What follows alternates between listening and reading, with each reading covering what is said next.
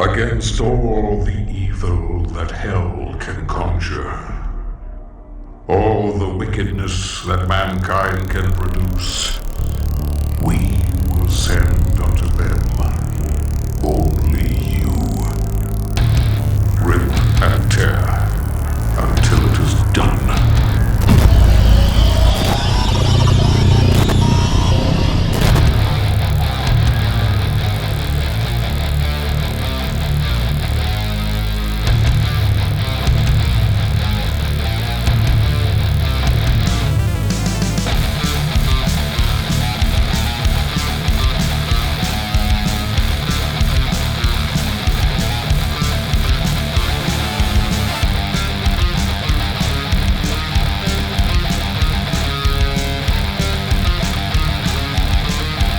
Doom Eternal is the successor to id Software's acclaimed Doom 2016. It was a much needed shot to the arm of the franchise, marking almost 10 years since the release of Doom 3 in 2005. Much like its 2016 counterpart, the ability to rip and tear has gone portable, with Doom Eternal releasing on the Nintendo Switch in December of 2020. Historically, games that have been released on multiple platforms with varying hardware specifications have often featured significant differences or had content removed to ensure that games performed correctly on the platform. In the case of Doom Eternal, I'm happy to report that the Switch version provides the same high-octane rip and tear experience featured on PC, Xbox One and PlayStation 4. It has the same story and cinematic content, the same challenging gameplay and the same symphony of violence that is its banging soundtrack, all of which earned its critical acclaim earlier in 2020. With that in mind, this review is going to be focused on the technical and performance aspects of the Switch version, comparing it directly to the PC release. Before we begin, however, a huge shout out to the Bethesda Australia and New Zealand community team for providing the code for the Switch version. If you haven't already, go and check them out on Twitter at Bethesda_ANZ. They're a bunch of good people and really deserve your support. The Nintendo Switch is already an impressive console that allows on-the-go gaming, but it's easy to forget that the Switch doesn't pack the same amount of power of a flagship console from Sony and Microsoft or even a tricked-out PC. While there are a number of releases that look visually stunning, chances are those games have been specifically developed for Switch hardware, usually first-party titles.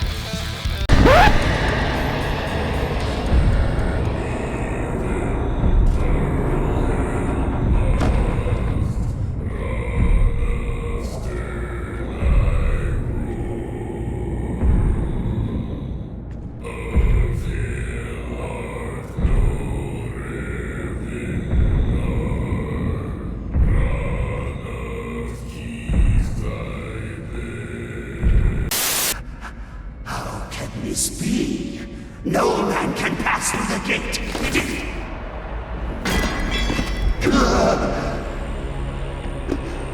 This stops nothing. The sacrament of this world to the great Khan Maker will be made, and the energy will be restored once again, as it is written, from the souls of the non-believers. You will not save them from their judgment. Fuck you. For other games, especially those with releases on multiple platforms, certain visual aspects are scaled back in order for them to perform adequately on the quote-unquote lower hardware. Doom Eternal is not an exception to that rule. The Nintendo Switch version of Doom Eternal is developed by panicbutton Games in collaboration with id Software. They're the same mob that developed the Switch version of the Doom 2016 release, for those wondering.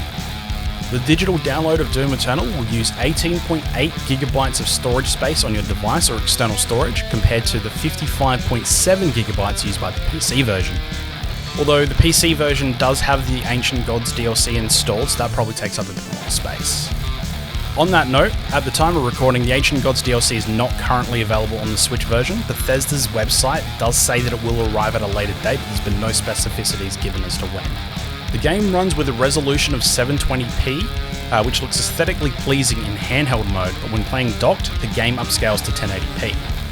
This results in the image being a little blurry, but it doesn't really detract from the overall experience. Texture resolution has been scaled back. It's not super noticeable unless you're focusing on it or comparing it side by side with the PC version.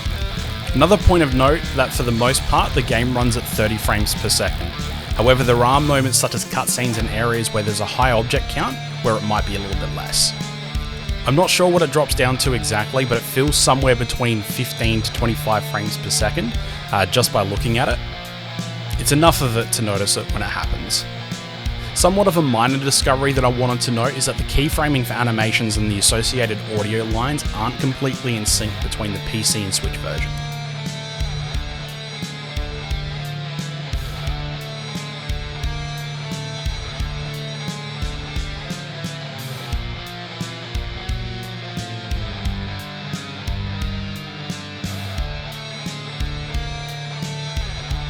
When recording the footage and lining them up in Premiere, the PC version would have an additional 2 to 3 seconds of difference that seems to build up over the course of the cutscene. To that end, I couldn't get the two to line up together and I had to strip out the audio in the side-by-side comparison.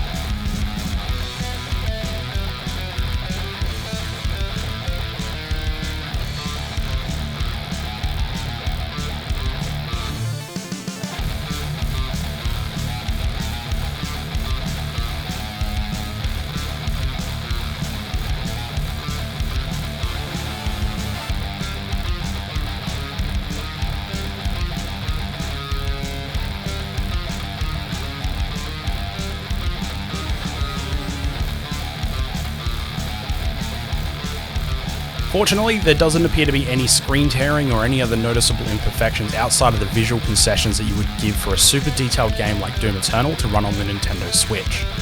Overall, visually, minus the things that I've pointed out, I'm still impressed about how it runs and looks on the Nintendo Switch's hardware. Audiophiles may have differing opinions, but I didn't notice any loss of fidelity in the Switch version of Doom Eternal, even when playing it through my capture card on PC for my live streams on Twitch or recording gameplay footage for this review. The inbuilt speakers of the Switch don't really do the audio justice, and in my opinion, the game sounds so much better when it's docked or playing over a better speaker set. But this is a fault of the console, not the game. Now that we've covered the visual and audio aspects of the game, let's talk about the most critical component of first-person shooters, the controls. Now, being somebody that spends a significant amount of time on their computer and has played a number of first-person shooters, mouse and keyboard are definitely the king of FPS input devices. Having finished the game on PC, playing Ultraviolence, I had become used to being able to react quickly to enemy movement and playing with a degree of hyperactivity. So when I came across to the Switch version, it was a little bit jarring, but ultimately you adapt to it. I wasn't able to play the way I normally do when not in handheld mode, which is to hold a Joy-Con in each hand and spread myself across the chair. So either playing in handheld mode or using the included Joy-Con controller grip is a must. If there is one piece of advice that I can offer, it's don't dismiss the initial controller tutorials. The final part of the performance I'd like to review is the battery consumption in handheld mode. Now, I was pleasantly surprised that when playing this on my lunch breaks at work, which is typically 30 minutes, that a fully charged Switch would go down to roughly 87% battery remaining. Now, maths isn't my strong suit, but this would give a little bit over 3.5 hours of playtime on a full charge. This is using the original Nintendo Switch model before the enhanced battery or light versions were released. The Nintendo Switch version of Doom Eternal is a great way to enjoy ripping and tearing through hordes of demons on the go, and panicbutton games have done a really good job of porting it across and achieving a good balance of performance and visual quality. If you enjoyed Doom Eternal on one of the initial release platforms and own a Switch, this is definitely worth picking up. Hey there, thanks for watching. If you liked the video, or even if you hated it, don't forget to leave a comment, share with your friends, and subscribe to the channel for more content. Also want to say a quick thank you to all of my patrons. You guys are amazing, and without your support, we wouldn't be here where we are today. And if you want to download the audio track, the cover by Raptor Shadow, link is in the description below. But until next time, have a good one.